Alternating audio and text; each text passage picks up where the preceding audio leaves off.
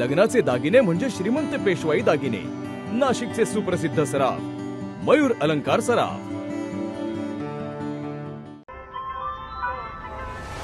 ताज्या बातम्यांसाठी नाशिक न्यूजच्या YouTube चॅनलला सबस्क्राईब करा आणि बेल आयकॉनला प्रेस करा।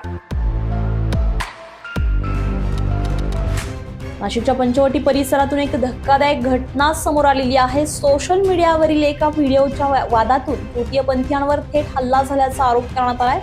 या घटनेत काही जण जखमी झाले असून परिसरामध्ये भीतीचं वातावरण निर्माण झालंय। नेमकं काय घडलंय पाहूयात सविस्तर बातमी। नाशिकच्या पंचवटी परिसरात तृतीयपंथीयांवर हल्ल्याची गंभीर घटना समोर आली आहे। सोशल मीडियावरील एका व्हिडिओच्या वादातून हा प्रकार घडल्याचा आरोप करण्यात आलाय। तक्रारदार सोनाली बलक यांच्या माहितीनुसार त्या आणि त्यांचे सहकारी शिल्पा जगताप आणि प्रवीण महाले हे 9 जून रोजी दुपारी मोपेडवरून नाशिक रोडहून परत येत होते। यावेळी अमरधामकडून रामकुंडाकडे जाणाऱ्या रस्त्यावर पंचवटीतील शिवभोजन केंद्रासमोर 2 अज्ञात इसमांनी त्यांचा पाठलाग करत वाहन आडवे लावले। शुभांगीचा व्हिडिओ इंस्टाग्रामवर का टाकला असा जाब विचारत आरोपींनी शिवीगाळ करत जीवे मारण्याची धमकी दिली।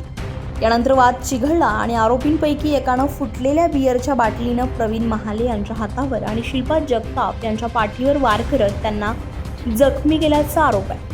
दरम्यान भांडण सोडवण्याचा प्रयत्न करणाऱ्या सोनाली बलक यांनाही लाथाबुक्क्यांनी मारहाण करण्यात आल्याचे तक्रारीत नमूद आहे। घटनेनंतर नागरिकांनी मदतीसाठी आरडाओरड केल्यानं आरोपी घटनास्थळावरून पळून गेलेत। या प्रकरणी पंचवटी पोलीस ठाण्यामध्ये अज्ञात आरोपींविरोधात गुन्हा दाखल करण्यात आलाय, तर पुढील तपास सुरू आहे।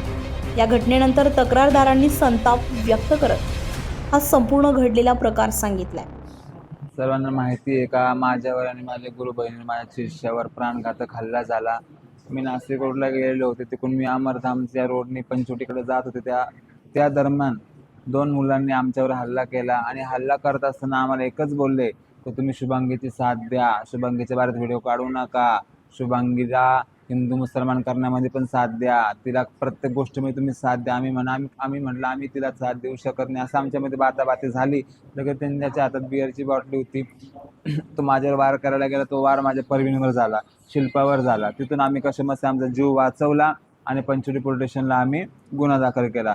सोनाली, मी आणि प्रवीण आम्ही तिघीजणी बड्डेवरून येत होतो रात्रीचं आणि अमरधामजवळ आम्हाला 2 अनोळखी मुलांनी अडवलं आणि त्या मुलांकडं बिअरची फोडलेली बाटल होती आणि त्या बाटलीने ते आम्हाला धमकी देत होते। त्यांनी आमच्यावर वार केले आणि ते आम्हाला बोलत होते का शुभांगी उर्फ सागर शिंदे राहणार सिन्नर याचं नाव घेशील का, शुभांगी ताईचं नाव घेशाल का तुम्ही, शुभांगी ताईबद्दल व्हिडिओ काढशाल का तुम्ही जर तिच्याबद्दल व्हिडिओ जर वगैरे काढल्या तर हा तर तुमच्यासाठी नुसतं ट्रेलर आहे, आता पुढं तुमचं काय करू ते तुम्ही बघून घ्या, तुम्ही नाही तुमच्या धर्मगुरू तुमच्या जेवढे किन्नर समाज आहेत त्यांच्यासोबत पण आम्ही काय करू, असं बोलून त्यात 2 मुलांनी आमच्या तिघींवरती वार केला। सोनालीवर वार करायला आले, तो वार प्रवीणवर झाला। मग प्रवीणला वाचवायला गेले, माझ्या पाठीवरती वार झाला, माझ्या पोटात लाथाबुक्क्या मारल्या, माझ्या छातीत लाथाबुक्क्या मारल्या, खाली पाडून आम्हाला दोघी तिघींना त्यांनी हाणलं मारलं। त्यांच्याकडं ती बाटल बिअरची फोडलेली होती आणि ते पिलेले होते, त्यांच्या तोंडाला काळा कपड्यात आम्ही ते ओढाताड करायला गेलो, त्याच्यामध्ये आम्हाला त्यांनी हाणलं मारलं।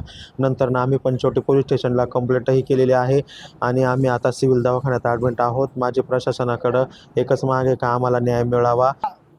वागणूक मिळते ही का आज आमच्या तृतीयपंथी समाज आहे, जो काय माझा तृतीयपंथी समाज, माझ्या गुरुबहिणी, माझा चेला ज्या पद्धतीने काल रात्री ते काही कार्यक्रमानंतर ज्यावेळेस त्यांच्या घरी परतत होते त्यावेळेस रस्त्यावर त्यांच्यावरती हल्ला झाला। हल्ला करून त्या युवकांनी त्यांना सांगितलं की तू सागर शिंदे उर्फ शुभांगी शिंदे यांच्याविषयी यांच्यासोबत तू राहा आणि त्यांना तू धर्माच्या विरुद्ध काम कर, या अशा सगळ्या गोष्टी त्यांनी सांगितल्या।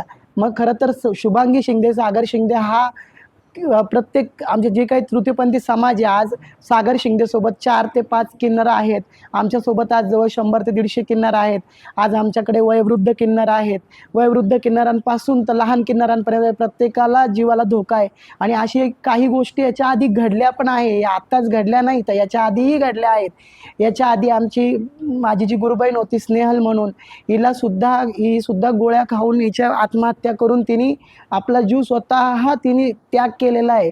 कोणामुळं तर ह्या सागर शिंदेमुळं की याला त्याच्या जे काही महिना ठरलेला होता, 2 पैसे ठरलेले होते, ते पैसे त्याला दिल्यामुळे तिने स्वतःचा जीव तिच्यापासून तो या जगातनं ती निघून गेली आहे. आता किती दिवस आम्ही या किन्नरांनी, सगळ्या किन्नरांनी, लहान मोठ्या किन्नरांनी किती दिवस सहन करायचं.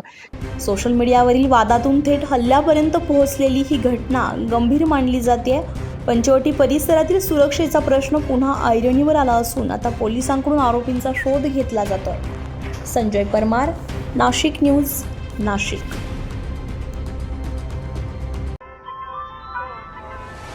ताज्या बातम्यांसाठी नाशिक न्यूजच्या यूट्यूब चॅनलला सबस्क्राईब करा आणि बेल आयकॉनला प्रेस करा.